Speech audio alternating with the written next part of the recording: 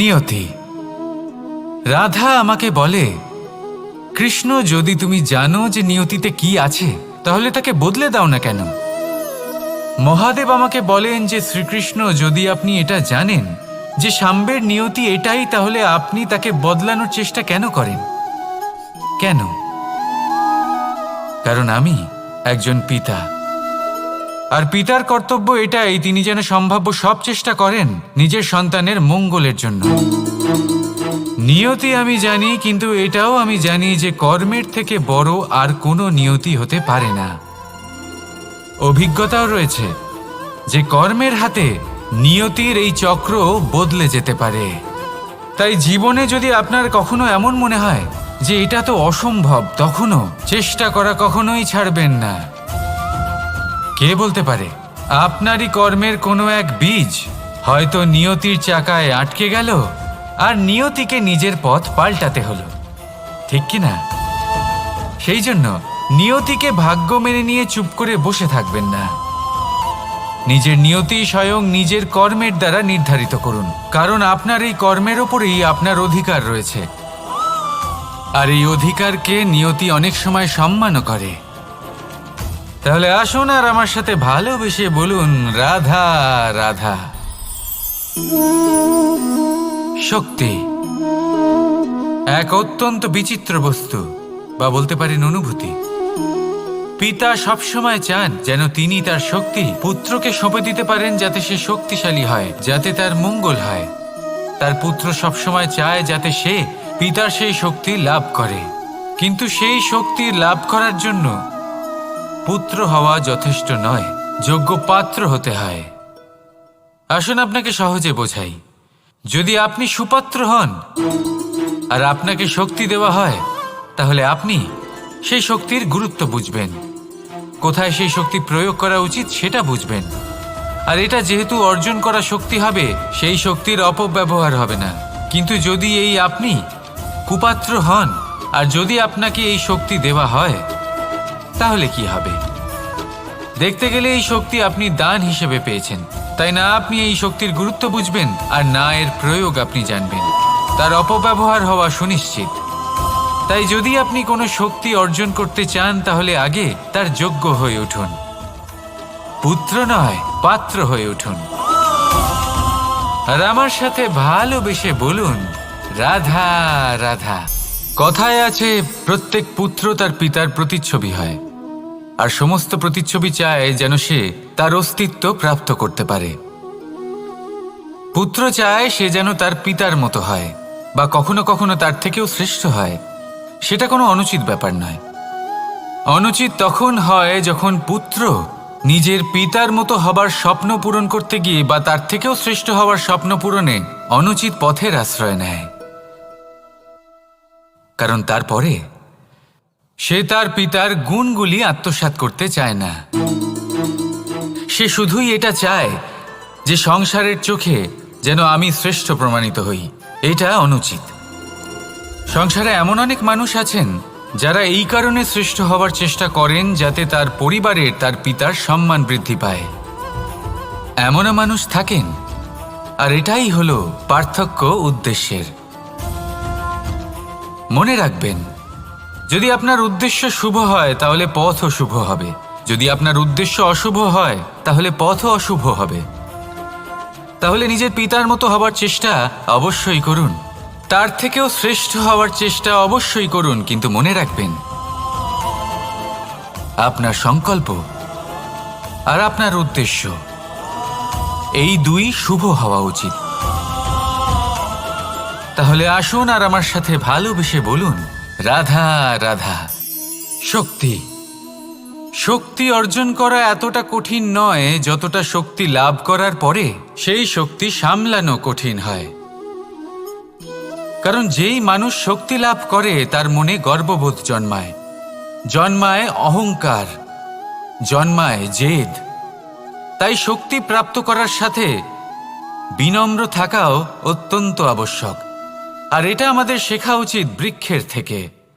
বৃক্ষ যা আমাদের ফল দেয়, বৃক্ষ যা যত ফল দেয় ততটাই ঝুঁকে যায়।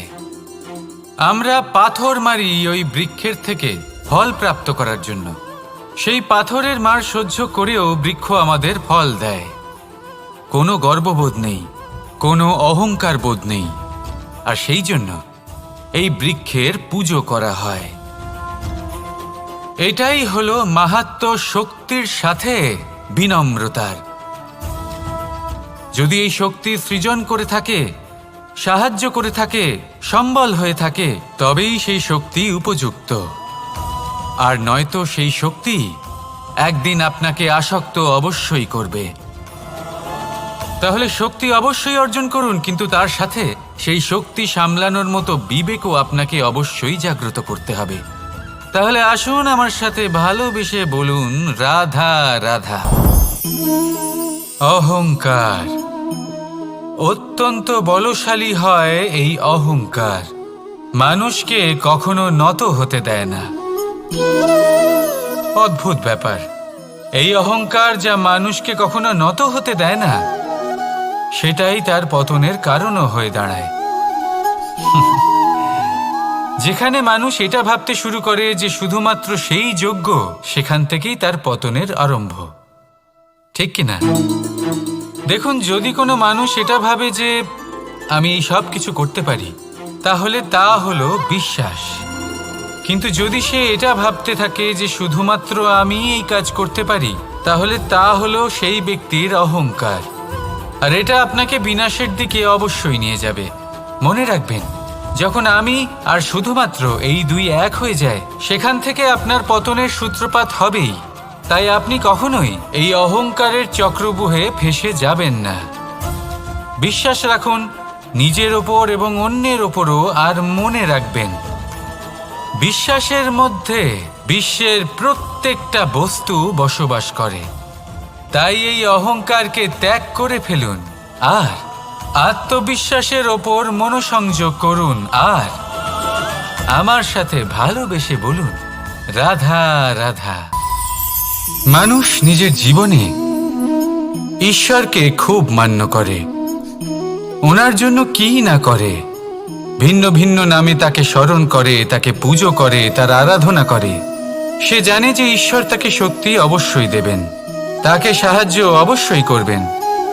কিন্তু যখন প্রশ্ন আসে গুরু এবং ঈশ্বরের, তখন গুরুর মান কখনো কম হওয়া উচিত নয়। কারণ সত্যি বলতে কি, গুরুই হলেন সেই সিঁড়ি যা বেয়ে আপনি ঈশ্বরের কাছে পৌঁছানোর পথ খুঁজে পাবেন। সেই পথ আপনি গুরুর থেকেই পাবেন। গুরু না থাকলে আপনি কখনো ঈশ্বর লাভ করতেই পারবেন না। আর জীবনে অনেক সময় লক্ষ্যের থেকেও অনেক বেশি গুরুত্বপূর্ণ হলো পথ। তাই এই পথের সম্মান করতে শিখুন, অর্থাৎ গুরুকে সম্মান করতে শিখুন। কারণ গুরুই হলেন পরমেশ্বর। তাহলে আসুন আর আমার সাথে ভালোবেসে বলুন, রাধা রাধা। আপনার জীবনে আপনার প্রকৃত বন্ধু আসলে কে? আপনার সব থেকে শ্রেষ্ঠ মিত্র আসলে কে? তিনি যিনি সময় এলে পরে আপনাকে সাহায্য করেন, নাকি তিনি যিনি সময় এলে পরে আপনাকে অর্থ দেন? দেখুন, আমরা হলাম মানুষ, আমাদের জীবনে লেনদেন চলতেই থাকে। এটা আমাদের জীবনের অভিন্ন অংশ।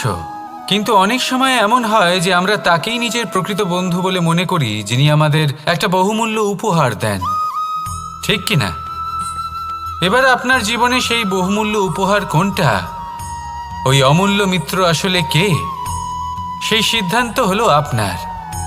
কিন্তু যদি আপনি আমাকে জিজ্ঞেস করেন, তাহলে আমার মতে স্বর্ণ, হিরে, মুক্ত, ধন এগুলো বহুমূল্য নয়।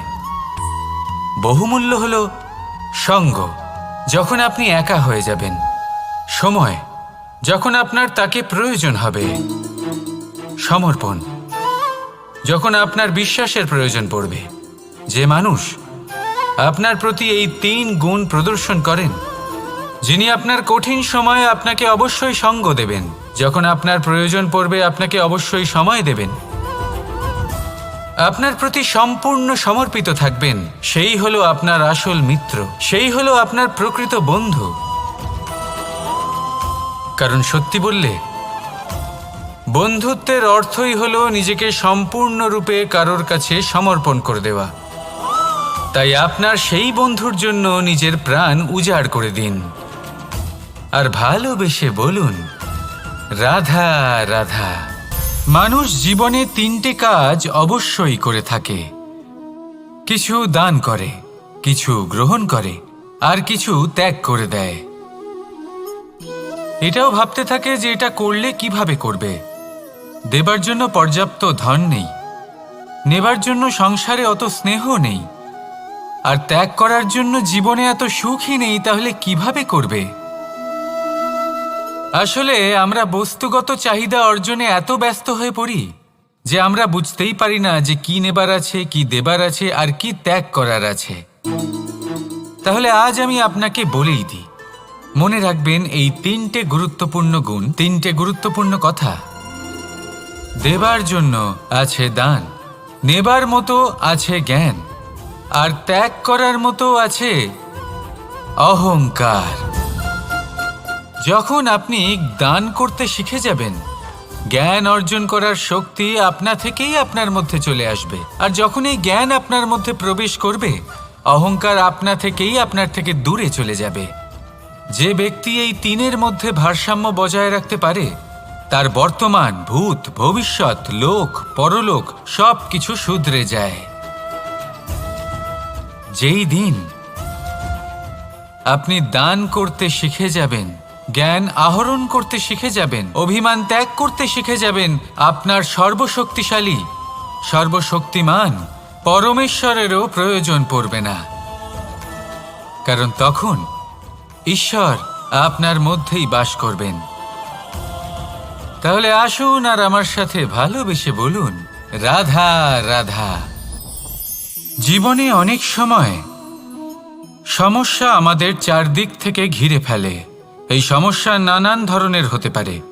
আর্থিক সমস্যা হতে পারে, পারিবারিক সমস্যা হতে পারে, কোনো সম্পর্ক নিয়ে সমস্যা হতে পারে, কখনো কোনো দৈনিক সমস্যা হতে পারে, কখনো কোনো দ্বন্দ্ব হতে পারে, অনেক সমস্যা হতে পারে।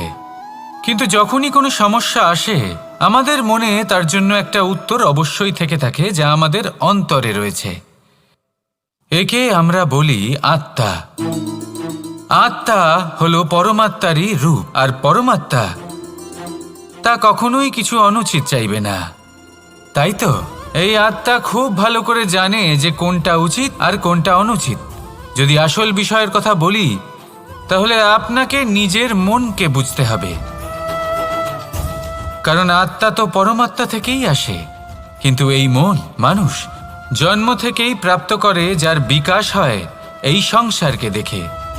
যেদিন আপনার এই মন আর আপনার এই আত্মা, এই দুই এক হয়ে যাবে, আত্মসাৎ হয়ে যাবে, সেদিন আপনার জীবনে না কোনো সমস্যা থাকবে, না কোনো ঝঞ্ঝাট থাকবে, না কোনো সংকট থাকবে। কারণ আপনার কাছে সেই সমস্ত সমস্যার, সমস্ত বিপদের সমাধান থাকবে, আর তাও আপনারই অন্তরে। তাহলে আসুন আর আমার সাথে ভালোবেসে বলুন, রাধা রাধা। ভক্তি আর শক্তি, এই দুইয়ের মধ্যে সম্পর্ক অত্যন্ত সরল। মানুষ ভক্তি করেন যাতে তিনি শক্তি লাভ করতে পারেন, আর শক্তি লাভ করার পরে ভক্তিভাব ভুলে যান, আর শক্তির প্রতি আসক্তিতে মত্ত হয়ে যান, আর সেখান থেকেই তার বিনাশ শুরু হয়। কেন? কারণ ভক্তির দ্বারা প্রাপ্ত শক্তি অন্য কারোর হিতের জন্য ব্যবহার করতে হয়, অন্য কারোর মঙ্গল করার জন্য ব্যবহার করতে হয়, কারোর বিনাশের জন্য নয়। এবার যদি আমি আপনাদের একটা উদাহরণ দিয়ে বোঝাই, তাহলে কোদাল। কোদাল দিয়ে আমরা মাটি কোপাতে পারি, একটা গর্ত খুঁড়তে পারি, যাতে একটা নতুন বৃক্ষ জন্ম নিতে পারে। একটা বৃক্ষ যা অন্য জীবকে ফল প্রদান করবে, যাত্রীদের ছায়া প্রদান করবে। কিন্তু এই কোদালের ব্যবহার যদি আমরা অন্য কারোর ক্ষতি করার জন্য করি, তাহলে ক্ষতি শুধুমাত্র আমাদেরই হবে। তাই জীবনে যদি আপনি কোনো শক্তি লাভ করেন, হয়তো ভক্তির দ্বারা বা অন্য যেখান থেকেই হোক, তার সদ্ব্যবহার করতে শিখুন, নয়তো এই প্রাপ্ত শক্তি আপনার পতনের কারণ হয়ে দাঁড়াবে। তাহলে আসুন আমার সাথে ভালোবেসে বলুন, রাধা রাধা। বরদান অত্যন্ত বিচিত্র এক বিষয়, কিন্তু দেখতে গেলে এই বরদান কি না করতে পারে। এক দরিদ্রকে রাজা বানিয়ে দিতে পারে, একজন দুর্বলকে এই সংসারের সব থেকে শক্তিশালী ব্যক্তি বানিয়ে দিতে পারে। কিন্তু আমরা ভুলে যাই এক অত্যন্ত গুরুত্বপূর্ণ কথা। বরদান এই শব্দের শেষে দান লুকিয়ে রয়েছে। এই দান কথাটা অত্যন্ত গুরুত্বপূর্ণ। আমাদের মনে রাখা উচিত এই বরদান আমরা দানে পেয়েছি, আর তাই তার সম্মান করা উচিত, কখনোই অহংকার করা নয়। আর যে ব্যক্তি বরদান পেয়ে অহংকার করেন তার যা ক্ষতি হয় তা হলো এই বরদান তার থেকে কেড়ে নেওয়া হয়। বর অর্থাৎ শ্রেষ্ঠ, অর্থাৎ বরদানের অর্থ হলো একটা শ্রেষ্ঠ দান, এবং তার ব্যবহার যদি আপনি কারোর ক্ষতি করার জন্য করেন তাহলে ক্ষতি শুধুই আপনার হবে। তাহলে এই বরদানের সম্মান করুন, উচিত পথে চলুন, আর উচিত উদ্দেশ্য নিয়ে এর ব্যবহার করুন, সব কিছু ভালোই হবে। তাহলে আসুন আর আমার সাথে ভালোবেসে বলুন রাধা রাধা। পিতা আর পুত্রের সম্পর্ক অত্যন্ত মধুর হয়ে থাকে। পিতা স্বপ্ন দেখেন, তাকে পূর্ণ করার সকল সম্ভাব্য চেষ্টা করেন, কিন্তু তাও অনেক সময় ওনার স্বপ্ন অপূর্ণ থেকে যায়। তখন পিতা ভাবেন যে স্বপ্ন উনি পূর্ণ করতে পারেননি ওনার সন্তান তা অবশ্যই পূরণ করবে। যে স্থানে উনি কখনো পৌঁছতে পারেননি সেই স্থানে ওনার পুত্র অবশ্যই পৌঁছবে। পিতা নিজের সন্তানের ভবিষ্যৎ নিয়ে সেই স্বপ্ন দেখেন, আর যখন সেই সন্তান সামনে এগোতে থাকে তখন তার দুঃখ হয় না, বরং গর্ব হয়। ওনার ভালো লাগে এটা দেখে যে ওনার সন্তান অনেক উন্নতি করছে। কিন্তু যখন সন্তান নিজের অভিভাবকের শক্তি দেখে, তার যশ দেখে হিংসা করতে থাকে, সমস্যা সেইখানেই শুরু হয়। সেই জন্য সকল সন্তানকে এটা মনে রাখতে হবে, দেখুন, পুত্র হবার সুবাদে, এক সন্তান হবার সুবাদে এটা হলো আপনার অধিকার যে আপনি আপনার পিতার থেকে বেশি উন্নতি করবেন। আপনার পিতাও এটাই চান, কিন্তু সুস্থভাবে এটা করুন। একটা রেখা টেনে নিন যাতে আপনি তাতে এগোতে পারেন আর আপনার পিতার তাতে গর্ববোধ হয়, আর সেই বিষয়ে দুঃখ না হয় যে আমার সন্তান আমাকেই ছোট করার চেষ্টা করছে। ইতিহাস সাক্ষী রয়েছে, যে মানুষ অন্য কাউকে ছোট করার চেষ্টা করেছেন সেই মানুষই ছোট হয়ে গেছেন। আর আমার মনে হয় না আপনি এটা চান, কারণ কোনো একদিন আপনিও কারোর পিতা হবেন। আসুন আমার সাথে ভালোবেসে বলুন রাধা রাধা। সাথী, সাথী এই শব্দটির ব্যাখ্যা কে কিভাবে করে? মিত্র, সখা, বন্ধু, কিন্তু অর্থ একটাই। তিনি যিনি আপনার সঙ্গী হন আর তিনি যার সাথী আপনি হন। এবার সব থেকে বড় প্রশ্ন হলো এটাই যে তিনি কে হতে পারেন যাকে আপনি আপনার সাথী বলে মেনে নিতে পারেন, নিজের সখা, নিজের মিত্র, নিজের বন্ধু মেনে নিতে পারেন। আপনার সাথী হলেন তিনি যিনি দুঃখের সময় আপনার পাশে থাকবেন, আপনার হাত ধরে থাকবেন। আপনার সাথী হলেন তিনি যার হাত আপনি নিজের সুখের দিনে ধরে থাকবেন।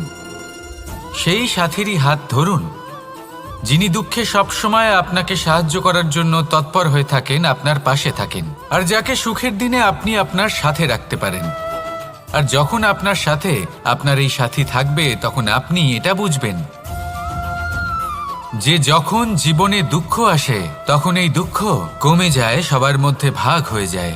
আর যদি তখন সুখ আসে তাহলে সেটা সবার উপস্থিতিতে আরো বেড়ে যায়। এটাই হলো প্রেম, এটাই হলো ভালোবাসা, এটাই হলো সঙ্গ, যেমন সম্পর্ক আমার আর রাধার মাঝে। তাহলে আসুন আর আমার সাথে ভালোবেসে বলুন রাধা রাধা। আমাদের মনে যখন কোনো প্রশ্ন ওঠে, কোনো দ্বন্দ্ব জাগে, তখন আমরা যাই আমাদের গুরুর কাছে, আমাদের আরাধ্যের কাছে গিয়ে জিজ্ঞেস করি। এইভাবেই একদিন আমি পৌঁছলাম আমার আরাধ্যের কাছে, আমার মহাদেবের কাছে, আর ওনাকে প্রশ্ন করলাম যে মহাদেব, জীবনে আনন্দ পাওয়ার, উৎসব পালনের, প্রেম ভাগ করে নেবার, জীবনকে উপভোগ করে নেওয়ার সর্বশ্রেষ্ঠ সময় কোনটা? মহাদেব হাসলেন আর উনি বললেন, জীবনে উৎসব পালনের সবথেকে শ্রেষ্ঠ দিন হল মৃত্যুর ঠিক আগের দিনটা।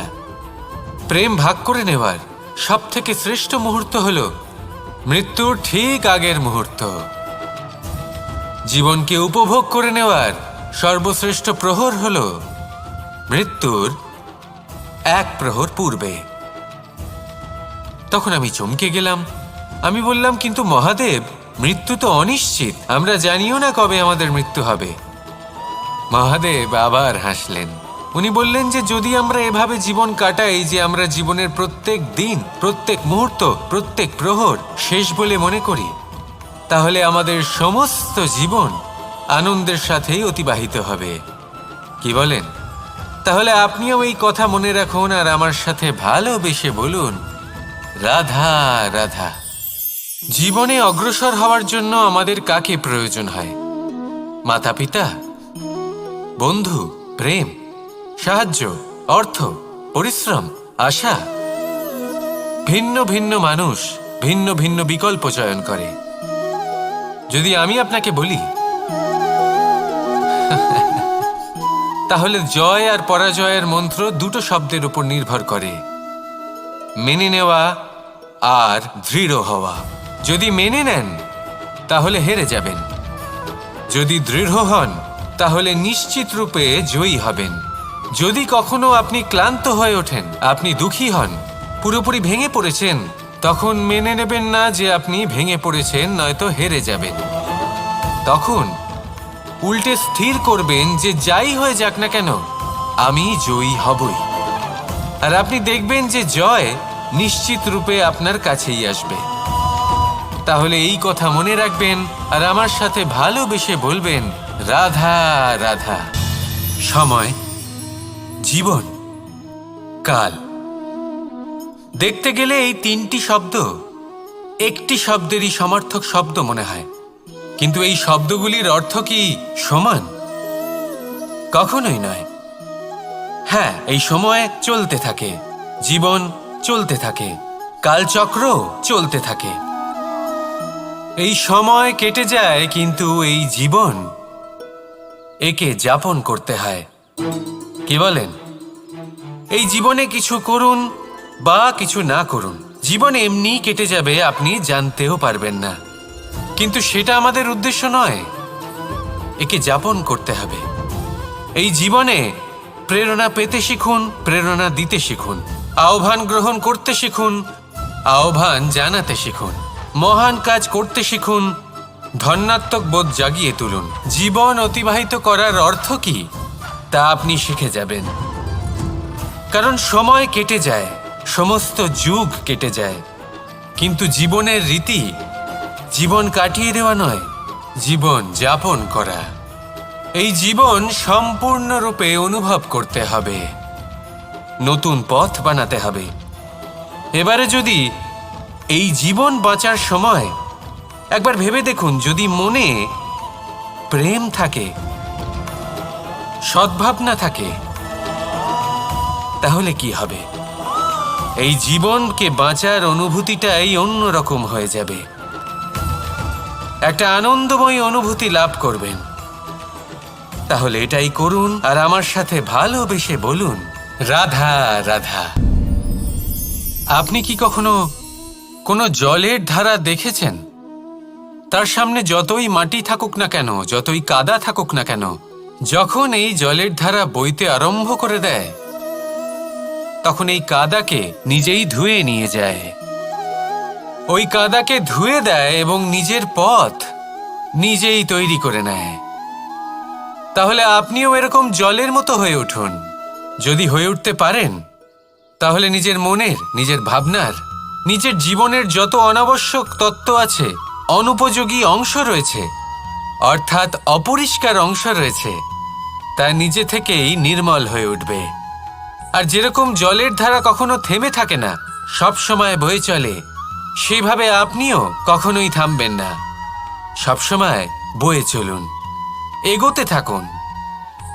পথে যদি অনেক বিপদ আসে, সমস্যা আসে, থামবেন না, তার উপর নিরন্তর প্রহার করুন, নিরন্তর প্রয়াস করুন আর অগ্রসর হন। আপনি ভেবে দেখুন, এই জলের ধারা কখনো থেমে থাকে না, সবসময় বয়ে চলে। বিপদের সম্মুখীন হয়ে তাকে সাথে বয়ে নিয়ে চলে। সেই জন্য জলের ধারা, প্রবাহমান এই ধারা, এর থেকে কখনো দুর্গন্ধ আসে না, এতে কখনো ময়লা জমতে পারে না, বরং পালিত হয় সুন্দর প্রাণবন্ত জীবজন্তু, যেমন সুন্দর ছোট মাছ। তাই আপনিও এটাই করুন, কখনো থামবেন না, শুধু চলতে থাকুন, জলের ধারার মতো বইতে থাকুন। আপনি আপনার লক্ষ্য অবশ্যই খুঁজে পাবেন, আর তার সাথে নিজের অন্তরের যে মালিন্য রয়েছে তা আপনি নিজেই নিজের থেকে দূরে করে দেবেন।